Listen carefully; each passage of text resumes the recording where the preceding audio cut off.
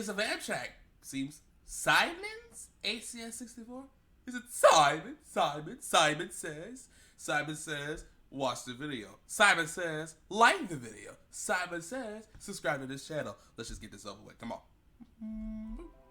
Hey everyone. Hello. Guy365 here, and today on this edition of Engines of Amtrak, I'll be discussing the Siemens ACS 64. That sounds suggestive. Amtrak's Northeast Corridor had been long known for a few select engines, namely the GG1, E60, AEM7, and HHP8. Numbers. The 1930s era GG1 would eventually fade out in favor of the newer AEM7. These Swedish-inspired locomotives, nicknamed meatballs and toasters, would act as the backbone of Amtrak's commuter services up and down the NEC beginning in 1978. They do look like toasters. Quick, but most importantly, reliable. They would even see a rebuild phase from 1999 to 2002 to extend their career. During the development of the Acela Express in the mid to late 1990s, the HHP8 was created and went into service between 1999 and 2001.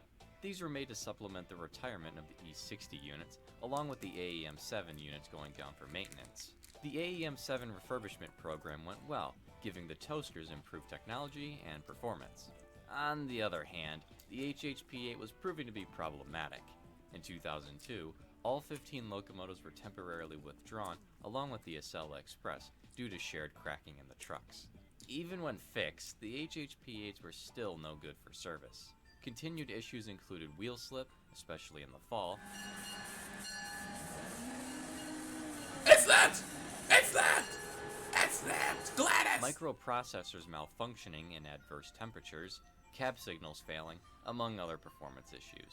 By 2009, the locomotives were undergoing unscheduled maintenance every 12.6 days on average. This soon forced Amtrak to begin development of a replacement locomotive. However, not only would it replace the HHP8, but the AEM7 too. I wish we would replace this ad about YouTube TV. Channels with local sports and news. YouTube TV. Dude, I got Disney Plus and Netflix. I ain't worried about squat. I don't need Uber Eats. I got a car. Well, it's my mayor's car. As was typical with Amtrak's electric locomotives, the railroad looked to Europe for inspiration. The basis for this new unit would be the Euro Sprinter and Vectron series of locomotives. However, heavy modifications would be required to meet American standards. This engine would come to be known as the Amtrak Cities Sprinter, and its technical name, the Siemens ACS 64. An order of 70 locomotives was placed in October 2010 at a cost of $466 million US. The locomotive would be completed with contributions from several different states and factories. As for the American modifications, positive train control or PTC, crumple zones, an anti-climber, and a much more durable cap were implemented.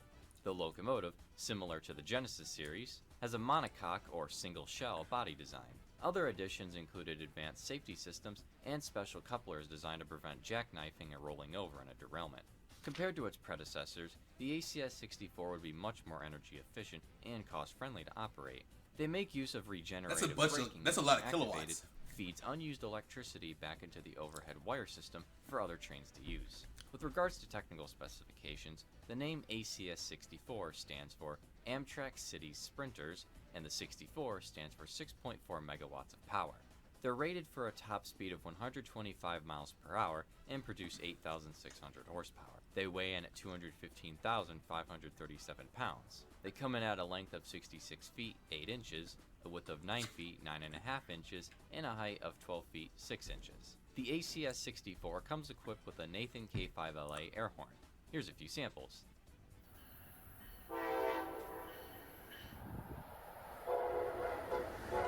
Hi!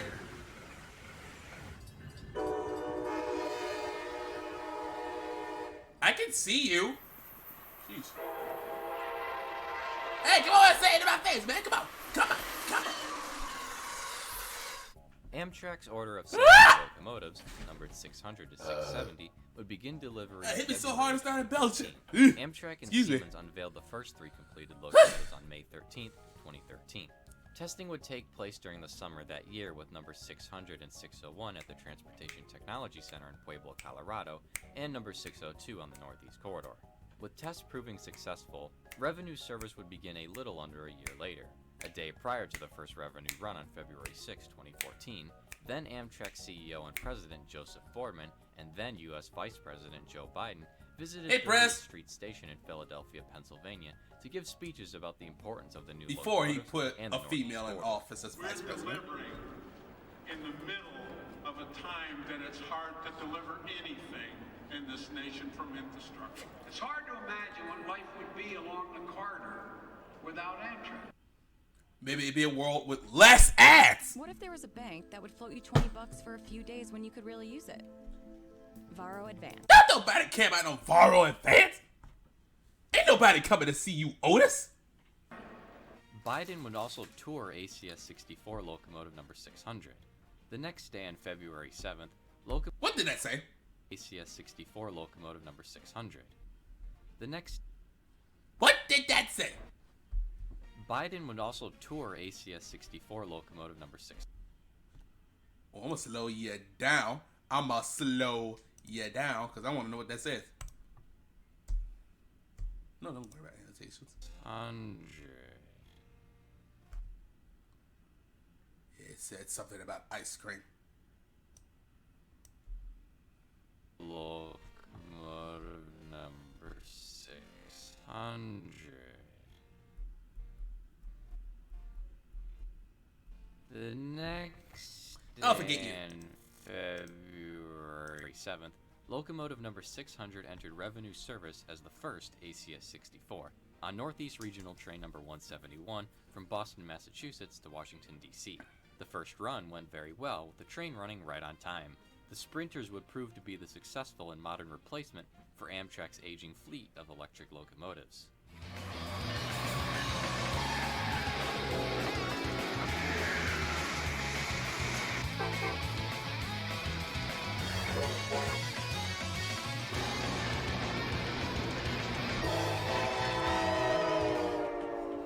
I don't know what I was playing. I don't know if I was on a Later guitar. that I year, don't know if I was on November drums. 7th, I don't know. Amtrak had retired the last of their HH. Oh my goodness, you're slow! Placing them into storage. The retired units would be renumbered to 680 to 694 to avoid duplication with the ACS 64 units.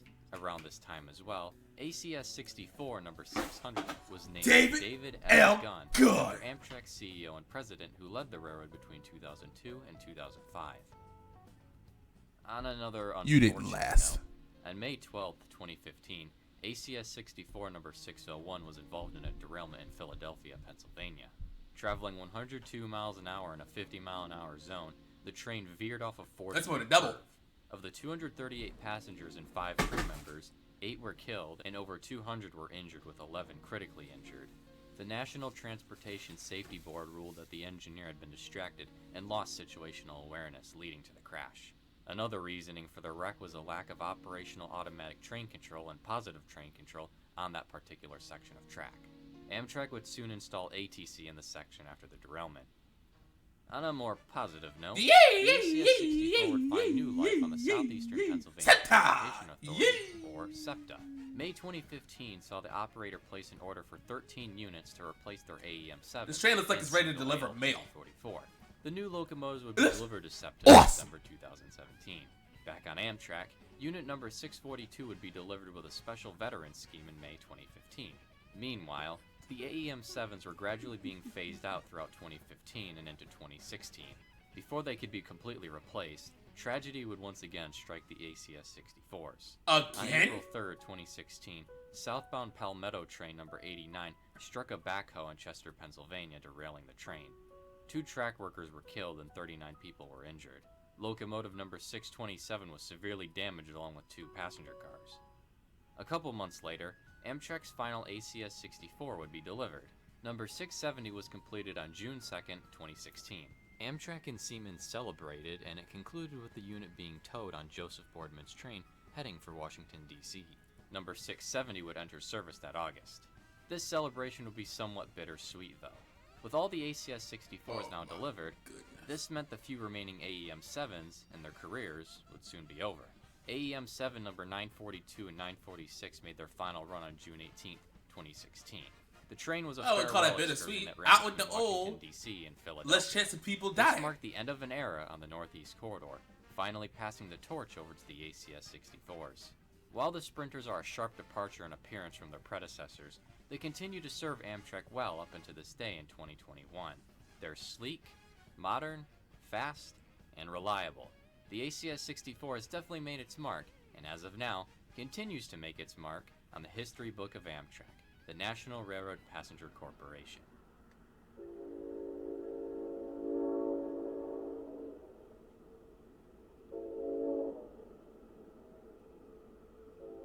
I can hear you! I'd rather listen to you though than listen to this stupid ass. So it's 4 a.m.